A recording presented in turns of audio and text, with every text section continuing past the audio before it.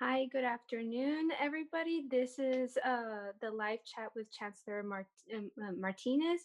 I'm Leslie, editor in chief of the Eldon News, and with me today is Ashley Remaike, our multimedia editor, who will be voicing in from time to time. So, can we just jump right to it? Okay. So last Saturday, Saturday, April 11th, there was a food pantry on Santa Ana College campus, correct? Yes. Yes. And it was hosted by the Power of One Foundation, the official No One Left Behind, and the OC Food Bank. How did Santa Ana College come to host this, and who got in touch with who, and are there any other plans to continue since many students reported using? Good questions. So, who got this all started was the Power of One Foundation. So, the Power of One Foundation wanted to have an area, a location where they can distribute food. So, obviously, only so many areas to choose from. So, they selected us, and obviously, we gladly did that, and we wanted to participate in that whole effort. And because this is what we believe a college like Santa Ana College should be doing. They should be active in these types of events. And today you have people who don't have food to eat, and so the college. I'm so glad that the college played a significant role hosting the event. So that's how it got started, and of course, and so we also the city of Santa Ana was involved, the Santa Ana Police Department, and so I'm really thankful to the staff also at the college, from the security officers, from other custodial maintenance staff, to the managers out there who worked to put together the event, and then they were there at the event. And I don't know if you heard that cars were lining up from two Yes. o'clock in the morning, and just to show you the demand. The challenge with an event like this one is always the logistics of it, the organization of it, and but you can imagine, 2 to 3 thousand cars parked, lined up on the streets there to try to get in, and I think that they were able to serve as many people as they could. I don't know if they served everybody that came that day.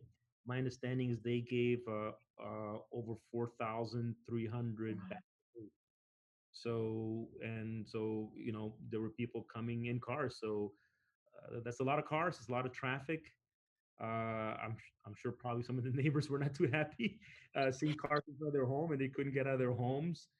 But Mhm. I think it just tells you the demand today, and I'm sure that if they gave out 8,300 bags of food, they could have done it that day. So I definitely want to congratulate the campus, congratulate the staff, all those who were involved. Others that were involved, just for your information, included Congressman Lou Correa, who's the Congress member for this area, the president of our board of trustees. Her name is Claudia Alvarez. So she was also very actively involved in making that happen. So and it was a good effort, but as you could imagine, the logistics of putting an event like this together are crazy, and it's because of just so many people, so many cars, so much to coordinate. Um, but in regards to doing it again, I think that the the Power One Foundation, I think what they're all thinking about, along with the city, is to maybe move it over to the Santa Ana Place Mall. Uh, Mm-hmm. the reason is because the traffic that this event cost, you Yes. know, and also the neighbors were not too happy. Also, when you have people line up in the morning at 2 a.m. and they need to use a restroom, not too many restrooms around at 2 a.m. So and the campus is closed. So that does create a problem. I think if they do it at the mall, they definitely have a lot more space to work with because they have a number of parking lots there, and uh, and also I think traffic might be a little bit easier in order to manage the traffic as opposed to really jamming up the traffic out there on uh, Bristol 17th, and because those are areas and routes that people take all the time. So so that's what one of the things that they have been planning on is moving the event over to the mall because the mall's not being used right now too. Hmm. It's empty. So Yeah, and one of our staff actually went to the event, okay. and he was interviewing a lot of people, and it seemed that like a lot of people really did needed it, and they really appreciated how there's a community coming together, because unfortunately there are people who unfortunately can't get food because right now they have to pay the rent. We're trying to pay the rent, getting everything together. So I guess this really did help a lot of people, and it will be great if we continue this. Yeah, So it was obviously 4,000 is a lot of food. yeah, 4,000 bags. There were bags, right? yeah, bags of Yes. food. There were bags, and that's a lot. I have a friend who actually hosts a different food pantry, and yeah, it's not easy, to get all the things together. So it's really nice that the community is now trying to help each other and everyone that they can. Yep. So and also just to continue forward, there was a teleconference on Tuesday, you know, with the chancellor, with Chancellor Oakley, Hmm. and in that teleconference, he actually said and that about you know, the fall semester, and in like as you may know, the governor did mention that the quarantine can extend to like the end of summer, correct? Hmm. Hmm. And there's a possibility that the fall semester can be open for the colleges and or universities, but with obviously restrictions and modified courses, which means like smaller classes, and and he actually, and I quote, uh, he actually said to the colleges, and I quote, be prepared to educate in some type of social distancing protocol, end Yeah. quote. What is there anything that the college is doing right now uh, in order to further that process for the fall semester? Yeah. So all also again all good questions. Uh, well, of course, along with Chancellor Oakley, again, also in many ways he was complementing and supplementing what Governor Newsom announced earlier this week, which is to reopen the state, right? And so the reasons for taking that direction is that the curve is beginning to the curve the yeah the curve is beginning to flatten, meaning that there is less hospitalizations, there's less deaths, I guess, taking place. So they feel that eventually it should be okay, in a few months, and specifically by the time the fall semester rolls around, it should be okay to bring everybody back. Having said that, they did explain that it won't be like the normal times. We're not going to have classrooms packed. You're going to have to do this social distancing, which means that we're going to have to think about what's now the class size limit for a classroom. Uh, in addition to social distancing, probably they may also ask that we give students face masks. uh, I would not be surprised if they also state that they want us to give students gloves in order to protect people as much as possible. Because the bottom line is that there's still no vaccination, and people can still get infected, even if you establish social distancing. I mean, there's still a possibility that you can get infected. So the governor and Chancellor Oakley want us to take every precaution possible. So once the governor also stated that he's not going to be ready until May 1st to actually state that day is when that day is ready, whatever that day he establishes for us to where the state's going to be, I guess, officially open, or when the executive stay-home order will be done. Um, so he's going to announce it around May 1st, and we'll know what day that actually is. Uh, he also stated in his plan that we should be ready to go back again to the stay at home order if the number, of cases spike again, if they increase, or if there's a surge. And if that happens, we need to be ready again to come back. So what we're going to begin to do here with the district is that, I'm going to put together a task force that will involve a number of faculty leaders. It will involve, of course, administration. It will involve classified staff, and I'm sure it will involve student leaders. So we can begin to talk about what does that semester, how will the fall semester look like? What is the new normal for us? And for example, how will CT classes look like? How will regular academic courses look like? How will adult education courses look like? Other questions that need to be posed is what courses need to be done face to face. Which courses work well to do them online? We also need to give options to students because some students may say, I still feel safer taking this class online. I don't want to be in the classroom. I'm scared and I fear for me being infected. So we need to give students those options because I think that's what's going to happen. Kind of an example of that, Leslie, is, even when we open up restaurants, it doesn't mean people are going to flood restaurants. People are going to be very careful still about going to a restaurant because they're afraid of what they may get infected somehow. And by the way, restaurants also will need to implement social distancing in restaurants. And the governor also talked about throwaway menus. So when you get a menu at a restaurant, once you see it and you're done, you throw it away, so that people don't get infected. So a number of precautions will need to take place. I am sure that in order to keep the classroom sanitized, we may have to think about cleaning those classrooms often throughout the day.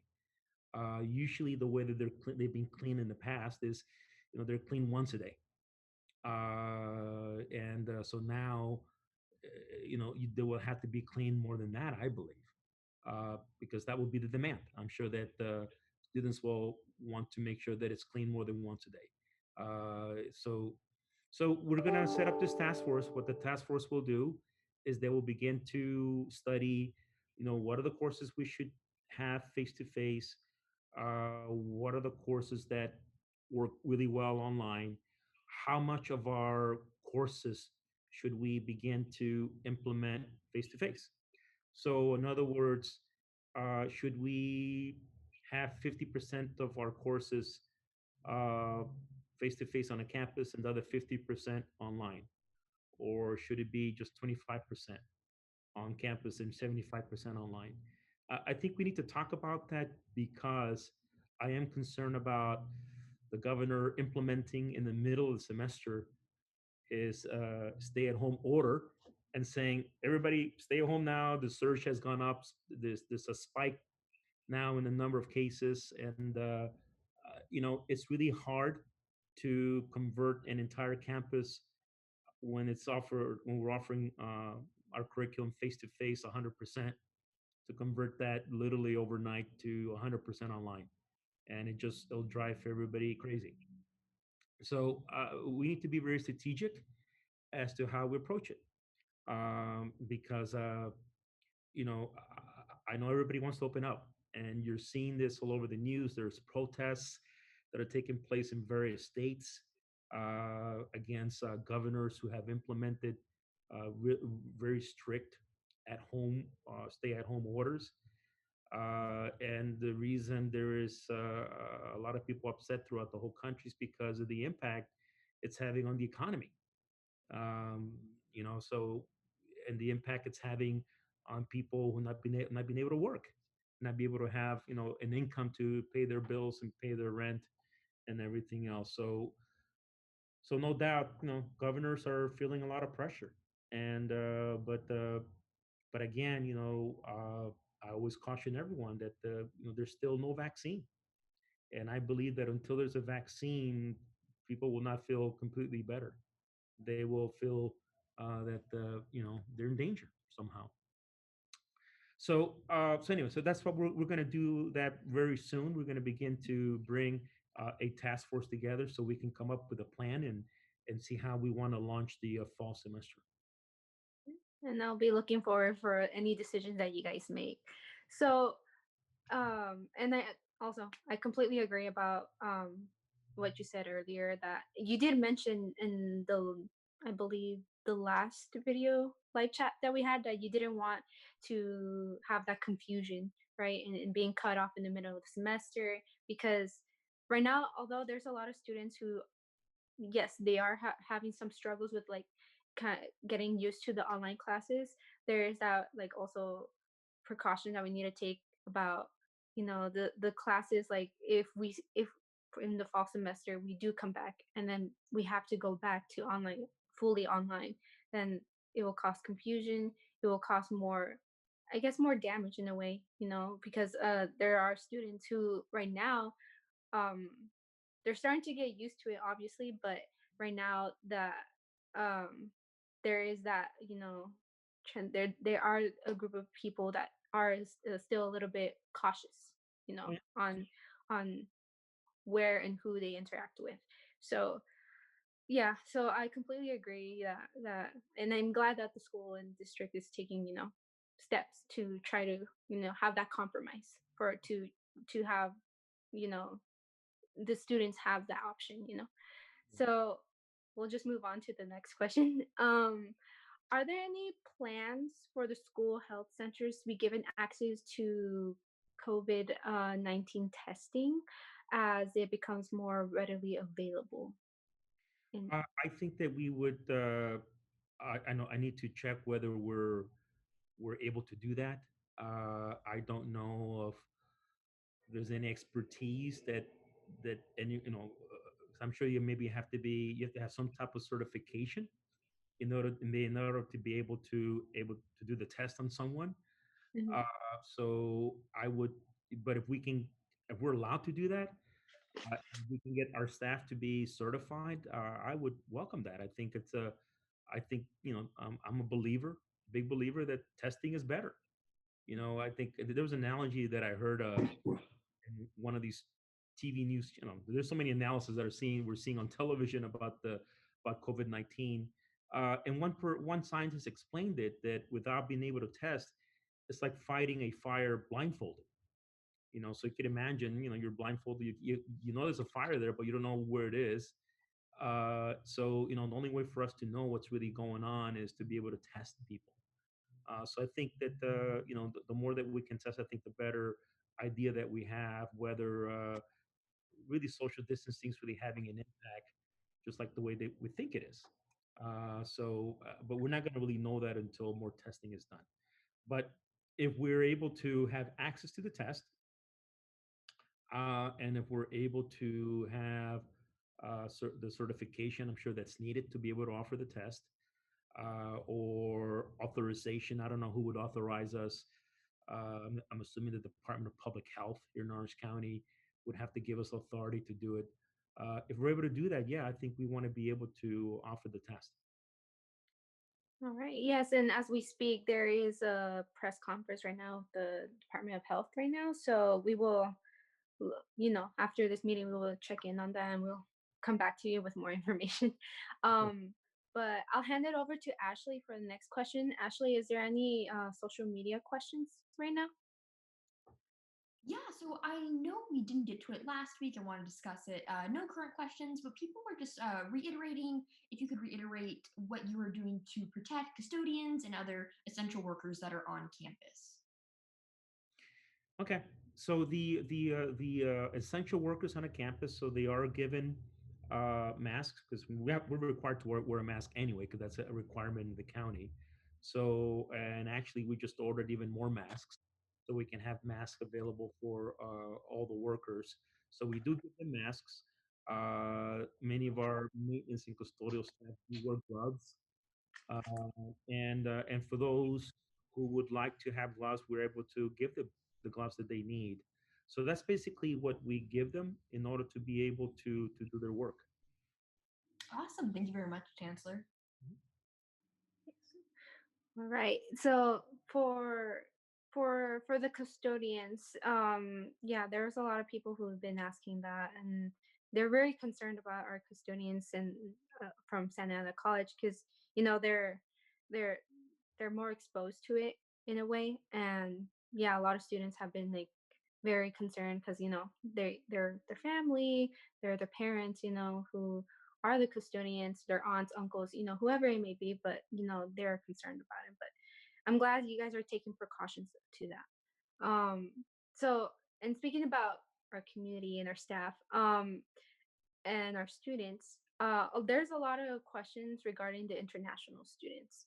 Mhm. Um, and there's a lot of problems that are surging because of, the financial stuff that has been burdening a lot of students and families.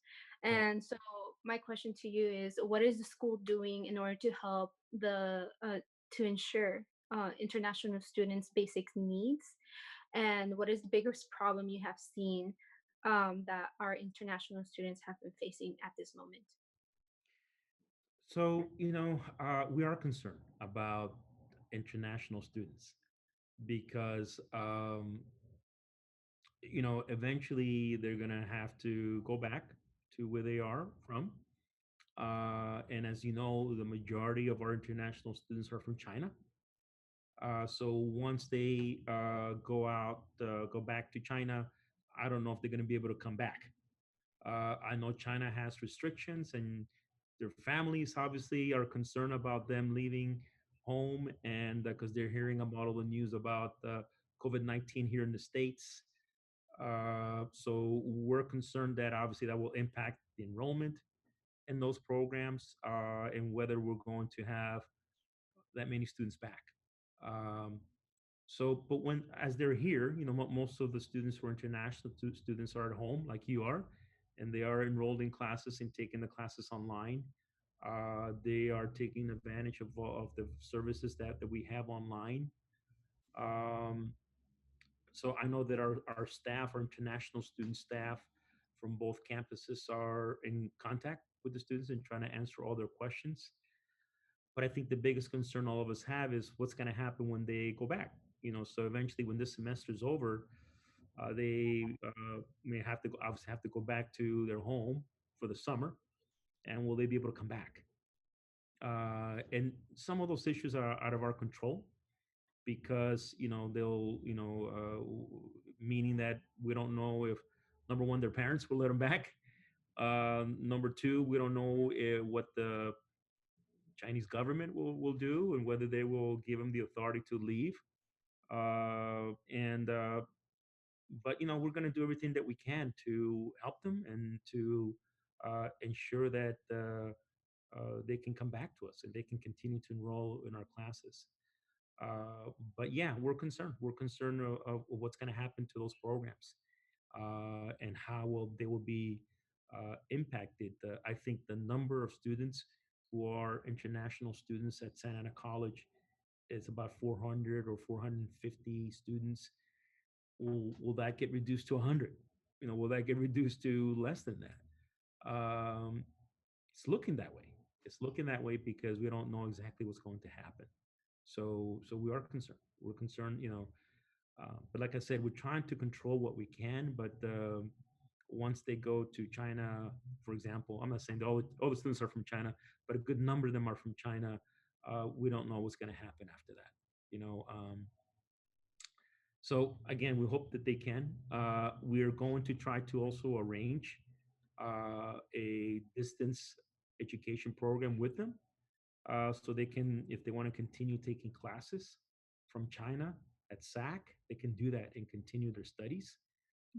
So, again, what is the new normal? Everybody talks about the new normal. The new normal today is we're going to have to be able to do what we can online.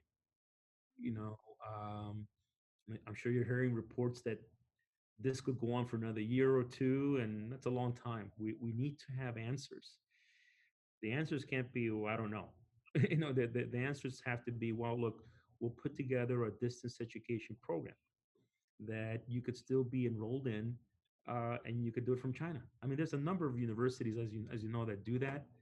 I remember last summer visiting New York University, NYU, in the middle of Manhattan, and they have programs in China. They have a program in Shanghai, so you could be out there and take classes. Take the classes that are offered at the NYU campus in Manhattan, New York. So we should be able to do that, and we need to have those capabilities to also offer our programs online on an international basis. Because that we can't control everything else.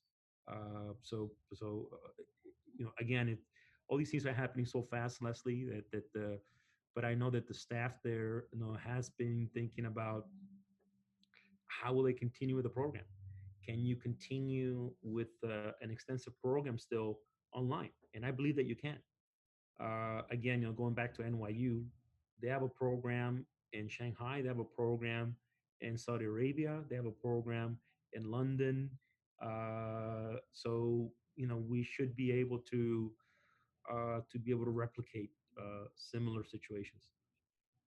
Yes, and I think it's very important that, not only our students who are from here in the United States, but also our international students to continue their education, because they have a goal, they have, you know, a degree or a job that they want to, achieve. And it's important for them, from the few people I've talked to continue their education and to continue to achieve that goal that they want to achieve. So I'm really glad that the school is trying everything that they can in order to help them, especially right now, since right now they are in a moment of distress, and like they're just trying, and like some of them are kind of stressed and or really stressed, or whatever the situation may be, but they are, trying to like gather everything in order to, get themselves to move forward in their education, and I'm glad that the school is trying everything to help them in any way that they can. So we'll just move on to the last question. So I know you mentioned in the last live chat that you didn't have any comments about the pass no pass, because that is dealt with the academic senate. But on Tuesday they did have a meeting where in which they discussed about switching to pass no pass grading. What was their, do you know the decision that they what decision that they made about that, and if so, how will that be implemented or not be implemented? Good question. I don't know. I did speak with Professor Roy Shabazian, who's the president of the Academic Senate, on Monday. And he also did mention to me that on Tuesday they were going to be discussing this topic, the pass no pass. I think over at SEC, I don't know if they've had the discussion yet, but I know it's going to be discussing one of their future agendas. So look, the CSUs have decided to move in this direction. Eventually the UCs, I don't know if they've moved in this direction yet, but I'm sure they're also discussing it. So we're probably going to have to also move in this direction in order to again give that flexibility to our students, because that's where, when our students transfer, they transfer to a CSU. That's where they Mhm. go, either Cal State Fullerton or Long Beach State or Cal Poly Pomona, but they go to, for the most part, into a Cal State. So we need to be able to make those adjustments. But I'll find out, and or obviously you could also call Professor Shabazian Mhm. and also get that information to see what happened. But Yes. yeah, but I think the way we look at, whatever, obviously, I know they're trying to do what's best for students, and I trust that they will make the right decision. Yes, and I did mention earlier that there was a teleconference with Chancellor Oakley, and he did mention that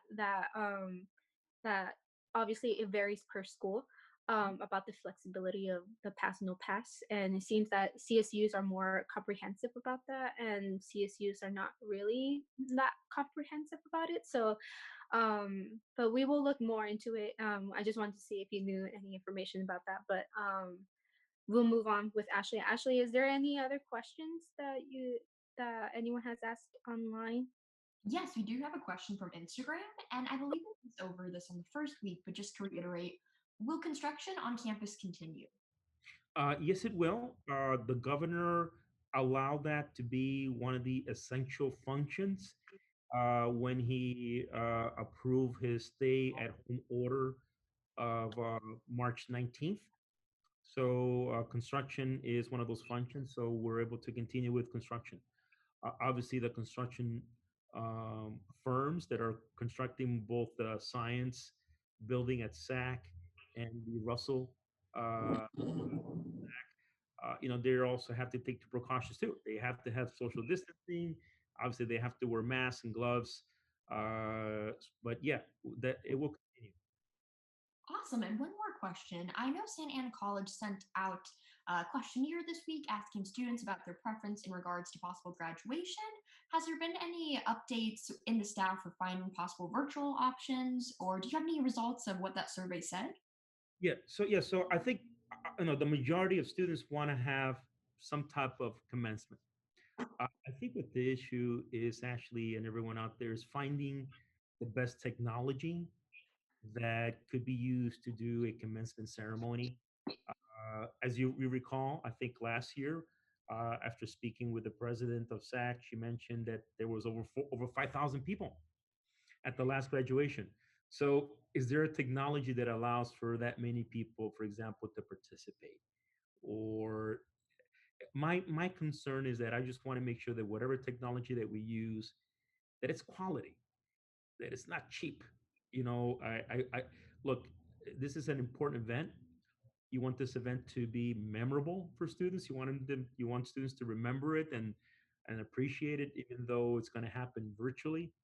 I've asked the presidents of both campuses to find the best technology that you can, and but I believe we need to have something, and so they are.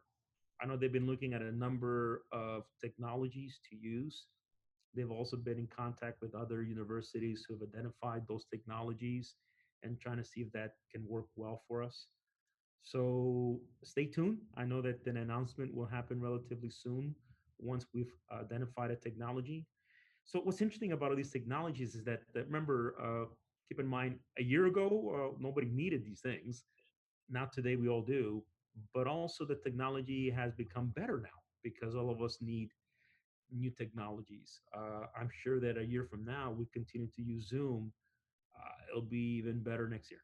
And because there are some issues with it, all of you have noticed, it has some restrictions, and I think that uh, once you know everyone has more time to improve all of these technologies, so that we can communicate or have events virtually, that they will become better. Great, thank you. Mhm. Well, those are the end of our questions. So thank you so much, Chancellor Martinez, to take the time again to answer all these questions. I really appreciate it. The staff, the Aldon, and everyone out there who is watching us really appreciate the time that you take for us to have this conversation. Yeah, welcome. You're welcome very much. Oh, I do have one quick announcement to make to Mm, all of you. Yesterday, Governor Newsom he announced a new program is aimed at providing aid to undocumented immigrants. yes. As you know, when the federal stimulus that was passed, a lot of debate about not giving any of that aid to undocumented immigrants and documented students. So the governor said, "Well, I'm going to create my own," and he did. This is going to be $125 million that will be provided. 75 million will come from the state, and the other 50 million will come from philanthropic partners. Uh, the bottom line is this program will provide individuals of $500 and also up to $1,000 in terms of household assistance. Um, So they will be providing. So it'll be probably very reflective of in the federal stimulus. They provided checks for someone who is, if you're single, for example, you can get up to $1,200.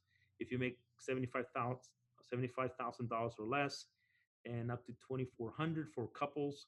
If you make $150,000 or less, it won't be as much as that, but there will be dollars that will become available. I think I'm looking at the write up here that was given to me. So they're talking about 500 probably for individuals, and up to 1,000 maybe for a couple or married couples. Not a lot of money, but it's something, but the governor is going to be working to get that out there. But it's $125 million, and I'm sure that he's going to need to come through with more because the need is just so great out there. But Yes. but 125 million is better than nothing, obviously. So Yes, and our undocumented. I have talked to some of the undocumented students, and it is a struggle. Even before this whole quarantine happened, it was a struggle, to get those opportunities. And now that everything's so limited for everyone, I can only imagine how the undocumented like students, their families, and everyone else that surrounds our undocumented students at Santa Ana College are facing right now. So this bill did and will help a lot for our students, especially at SAC. So I'm glad you made the announcement so that everyone who's watching could know as well. So, but thank you again for taking the time. thank you. I really appreciate it. Yes. Okay. All right. Okay. So this is the end of our live chat.